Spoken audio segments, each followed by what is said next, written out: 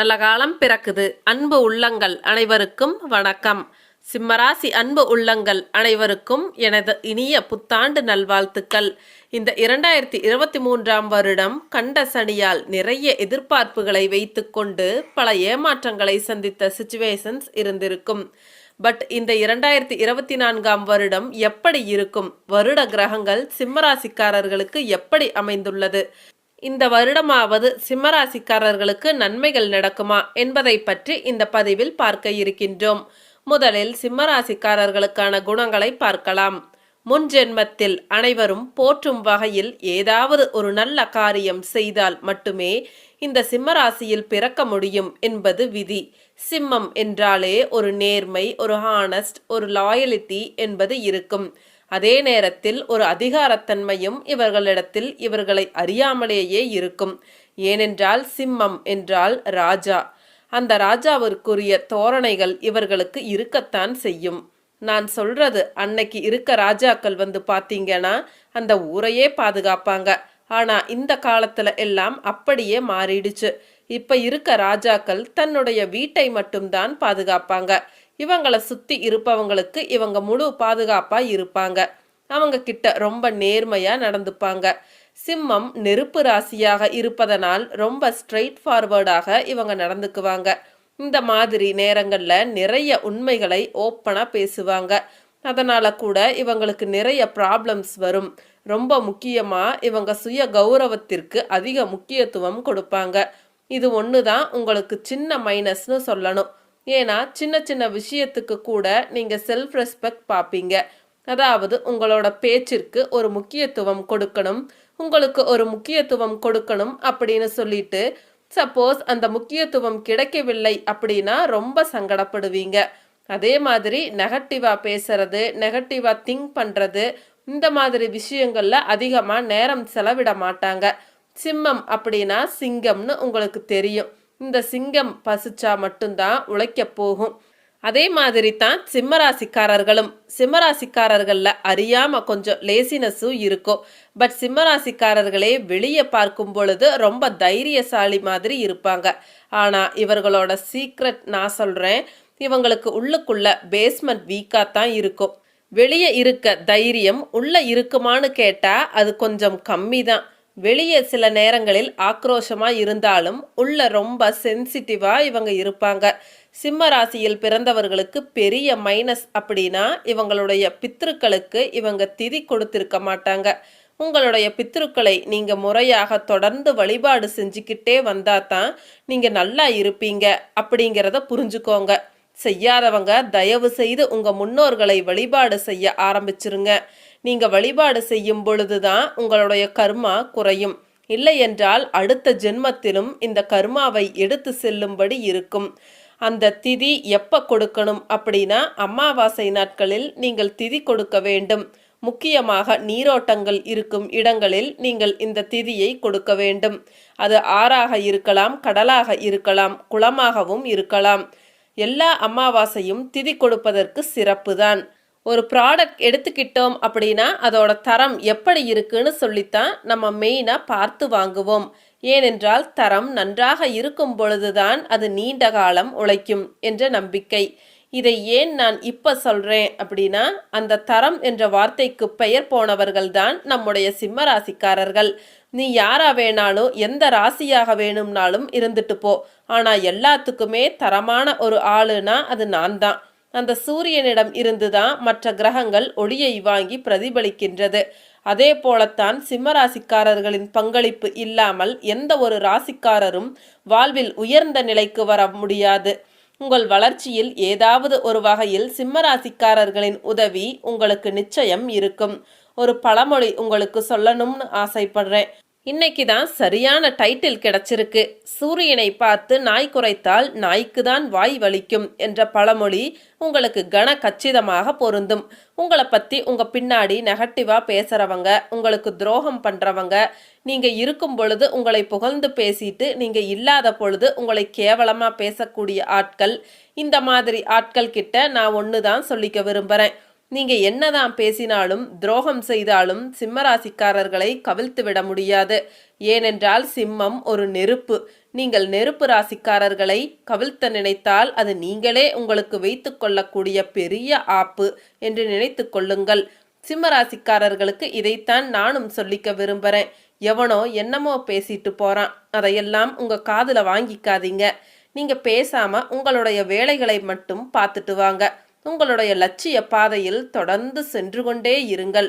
சூரியன் எப்படி அனைத்து கிரகங்களுக்கும் அனைத்து உயிர்களுக்கும் கடவுளாக இருக்கின்றதோ, நீங்களுமே ஒரு நாள் உங்களை சுற்றி இருக்கக்கூடிய உயிர்களுக்கும் ஒரு கடவுளாக, ஒரு தலைவனாக பார்க்கக்கூடிய நாள் நிச்சயமாக வரும். சிம்மராசிக்காரர்களே, ஒரு நாய்க்கு இன்றைக்கு பிஸ்கட் போட்டால் அது நாளை நம்மை பார்க்கும் பொழுதெல்லாம் நம்மை பார்த்து வாலாட்டும், நம் மீது அன்பு செலுத்தும். ஆனால் மனித உயிர்களிடம் அப்படிப்பட்ட குணங்கள் இருப்பதை பார்ப்பது மிகவும் அரிதானது.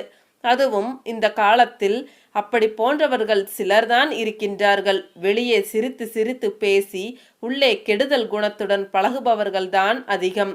அப்படிப்பட்ட நபர்களில் நன்றி விசுவாசமோடு இருக்கக்கூடிய உள்ளங்கள்தான் நம்முடைய சிம்மராசிக்காரர்கள். சிலரெல்லாம் வந்து பார்த்தீங்கன்னா நம்ம கிட்டயே உதவி வாங்கிட்டு அவங்க வளர்றதுக்கு நம்ம தான் முழு காரணமாக இருப்போம். ஆனால் அவங்க எல்லா உதவியும் நம்ம கிட்ட வாங்கிட்டு நம்ம பின்னாடி இருந்து நமக்கே குழி தோண்டி கொண்டு இருப்பாங்க. அந்த மாதிரி ஆட்களைத்தான் நிறைய பார்க்க முடிகின்றது. நம்ம என்ன நினைக்கின்றோம் அப்படின்னா, நான் உங்களுக்கு என்னால் முடிஞ்ச ஹெல்ப் பண்ணுறேன், ஆனால் உங்ககிட்ட இருந்து நான் எந்த ஹெல்ப்பும் எதிர்பார்க்கல, நீங்கள் பதிலுக்கு எனக்கு கெடுதல் நினைக்காமல் இருந்தால் போதும் அப்படிங்கிறது தான் உங்களோட தாட். ஆனால் அப்படி நம்முடைய மனிதர்கள் நம்மை விட்டு விடுவதில்லை.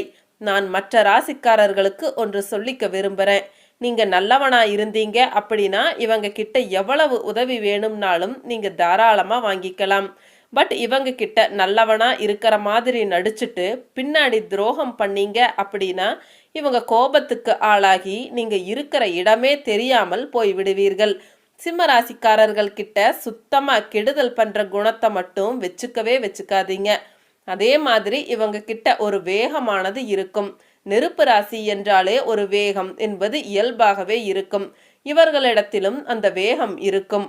ஒரு விஷயத்தை சீக்கிரமாக உள்வாங்கிக் கொண்டு மற்றவர்களை காட்டிலும் சீக்கிரமாக முடித்து கொடுக்கும் தன்மை இவர்களிடத்தில் நன்றாக இருக்கும். ஒரு வேலையை உங்களிடம் ஒப்படைத்து விட்டால் நீங்கள் கொடுத்த நேரத்திற்கு முன்பாகவே இவர்கள் அந்த வேலையை கச்சிதமாக முடித்து விடுவார்கள். சிலரை போல் கொடுத்த நேரத்தை விட எனக்கு இன்னும் நேரம் தேவைப்படுகின்றது என்று இழுத்தடித்து கொண்டு இருக்க மாட்டார்கள். சரி, வாங்க சிம்மராசிக்காரர்களுக்கான புத்தாண்டு ராசி பலன்களை பார்க்கலாம். சிம்ம ராசிக்கு நன்மைகளை தரும் ஆண்டாக 2024ஆம் ஆண்டு இருக்கும். உங்கள் வளர்ச்சிக்கு தடை சொல்ல எதுவும் இல்லை. என்னதான் கண்ட சனி நடந்தாலும் குரு பகவான் 5ஆம் பார்வையாக ராசியை பார்த்து கொண்டிருப்பதால் தற்பொழுது வரை உங்களுக்கு பெரிய கஷ்டங்களை சனியால் கொடுக்க முடியவில்லை என்பதுதான் உண்மை. எனவே 2024ஆம் ஆண்டு உங்களுக்கு ஒரு நல்ல ஆண்டாகத்தான் இருக்கும். குருவால் உங்களுக்கு வேலை தொழில் இடங்களில் நல்ல பெயரும் கௌரவமும் கிடைக்கும். எனவே ஜனவரி மாதத்தில் இருந்தே உங்களுக்கு படிப்படியாக நற்பலன்கள் நடக்க ஆரம்பிக்கும். உங்களின் குறைகள் அனைத்தும் இறைவன் அருளால் தீரும் நேரம் இது. பிறந்த ஜாதக அமைப்பின்படி தசாபுத்திகளும் நன்றாக நடைபெறுமானால் உங்கள் வாழ்க்கைக்கு தேவையான அனைத்தும் இந்த வருடம் கிடைத்துவிடும் என்று கிரக நிலைமைகள் காட்டுகின்றன. அதே நேரத்தில் ஒரு குறிப்பிட்ட பலனாக கணவன் மனைவி உறவில் விட்டு கொடுத்து போங்கள். 7ஆம் இடத்தில் சனி இருப்பதால் குடும்ப உறவுகளில் நெருடல்கள் இருக்கும். வேறு கெடுதல் எதுவும் இருக்காது. 1000 இருந்தாலும் சனி சனிதான் என்பதால் தம்பதிகள் ஒருவருக்கு ஒருவர் அனுசரித்து போவதுதான் நல்லது. கருத்து வேற்றுமைகள் வருவதற்கு வாய்ப்புகள் இருக்கின்றது. எதிலும் அவசரப்பட வேண்டாம். 7ஆம் இடத்தில் இருந்து உங்கள் ராசியை பார்க்கும் சனி உங்களை பிடிக்காதவர் ஆக்குவார் என்பதால் எந்த விதமான கோபத்திற்கும் ஆளாகாமல் பணிவாக இருப்பதுதான் நல்லது. உங்களில் சிலர் தேவையற்ற பிடிவாதம் கொண்டு உறவுகள் நட்புகளிடம் விரோதங்களை வளர்த்து கொள்வீர்கள் என்பதால் சுற்றி இருப்பவர்களிடம் நீங்கள் நற்பெயரை இழக்காமல் பார்த்து கொள்ளுங்கள். ஆனால் மற்றபடி உங்களுடைய வேலை தொழில் வியாபாரம் போன்ற அமைப்புகளில் உழைப்பிற்கு ஏற்ற வருமானம் இல்லாமல் பொருளாதார பின்னடைவுகளை சந்தித்து கொண்டிருந்த சிம்மத்தினர் அவை நீங்கி திருப்தியான வருமானங்களை பெறுவீர்கள். இந்த வருடம் சம்பாதிக்க இருக்கும் வருமானத்தை சேமிக்கத்தான் முடியாதே தவிர தாராளமாக செலவு செய்வதற்கான வருமானம் இருக்கும். வருடத்தின் பிற்பகுதி உங்களுக்கு மிகவும் நல்ல பணவரவை தரும். ஆகவே அதற்கு ஏற்ப திட்டங்கள் தீட்டி வாழ்க்கையை வளப்படுத்திக் கொள்ளுங்கள். வியாபாரிகளுக்கு கொள்முதல் சம்பந்தமான அலைச்சல்கள் இருக்கும். இந்த வருடம் யாருக்கும் கடன் கொடுக்காதீர்கள். யாரையும் நம்ப வேண்டாம். வியாபாரம் கண்டிப்பாக குறையாது என்றாலும் அதற்காக கடுமையாக உழைக்க வேண்டியது இருக்கும். எந்த ஒரு விஷயத்திலும் தனக்கு கிடைக்க வேண்டிய அங்கீகாரம் கிடைக்கவில்லை, தன்னுடைய திறமைக்கு ஏற்ற சந்தர்ப்பங்கள் கிடைக்கவில்லை என்ற மனக்குறையில் இருந்த சிம்ம ராசியினர் அவை நீங்க பெறுவீர்கள். சிலருக்கு இதுவரை இருந்து வந்த தாழ்வு மனப்பான்மை விலகப் பெற்று தன்னம்பிக்கை கூடுதலாகும். திருமணமாகாதவர்களுக்கு நல்லபடியாக திருமணம் கூடி வரும். சிலர் விரும்பிய வாழ்க்கை துணையை அடைவீர்கள். புதிதாக வாகனம் வாங்க வேண்டும் என்று நினைத்து கொண்டிருப்பவர்கள் வாகனம் வாங்குவீர்கள். மனம் புத்துணர்ச்சியுடன் இருக்கும். உங்களுடைய மாற்றங்களை அடுத்தவர்கள் உணரும்படி நடந்து கொள்வீர்கள். உங்கள் எதிர்காலத்தை நீங்கள் முன்னேற்றமானதாக மாற்றிக்கொள்வீர்கள் என்பதால் புத்தாண்டை நீங்கள் வரவேற்கவே செய்வீர்கள். உங்களின் எதிர்கால நன்மைக்கு அச்சாரம் போடும் விதமாக இந்த புத்தாண்டு அமையும் என்பது உறுதி. சிம்மத்திற்கு கெடுபலன்கள் இல்லாத வருடம் இது.